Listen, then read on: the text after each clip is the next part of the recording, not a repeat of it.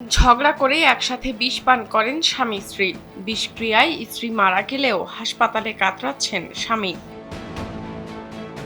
৫ বছরের বিবাহিত জীবনে প্রায়ই কলহে জড়িয়ে পড়ত ফাতেমা আক্তার ও আব্দুর রহিম দম্পতি।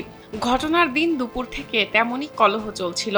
এর জের ধরে প্রথমে স্ত্রী ফাতেমা, পরে স্বামী রহিমও বিষ পান করেন বলে জানান প্রতিবেশীরা। আমি জানি যে কি তাদের ওই যে ঝড়কা হয়েছে এটা শুনছি আর কি, এটা শোনার কথা দেখিনি। এই হলো আর বিষয়, এতে যে রাগারাগি করে সে নিজে বিষ খাইছে এটা জানছি আমি। নোয়াখালীর চাটখিল উপজেলার পাঁচগাঁও ইউনিয়নের ৩ নম্বর ওয়ার্ডের সাদাপাড়া এলাকায় এ ঘটনা ঘটে।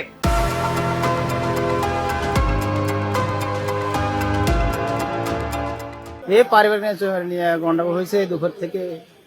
আর সুন্দর করে কি হয়েছে না তা তো আমরা জানি না।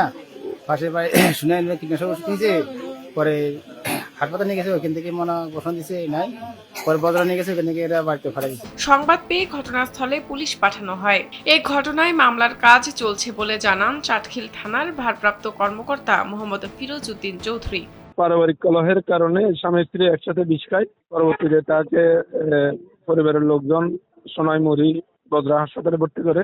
সেখানে স্ত্রী মৃত্যু ঘোষণা করা হয় স্ত্রীকে, এবং স্বামীকে উন্নত চিকিৎসার জন্য নোয়াখালী সদর হাসপাতালে প্রেরণ করা হয়। পরবর্তীতে স্ত্রীর লাশ হাসপাতাল থেকে শ্বশুর বাড়িতে আনা হলে আমরা সংবাদ পাই। আমরা সংবাদ পেয়ে আমাদের পুলিশ সুরতহাল রিপোর্ট প্রস্তুত করে এবং পোস্টমর্টমের জন্য লাশ মর্গে প্রেরণ করে, এবং লাশের অভিভাবক সংবাদ দেয় থানায়, এবং ইডিও মামলা রুজু প্রক্রিয়াধীন আছে। ফাতেমা রহিম দম্পতির ঘরে 2টি শিশু সন্তান রয়েছে। তাদের অনিশ্চিত ভবিষ্যতের কথা ভেবে শঙ্কা প্রকাশ করেন স্বজন ও প্রতিবেশীরা। শাহনাজ পারভিন, কালবেলা।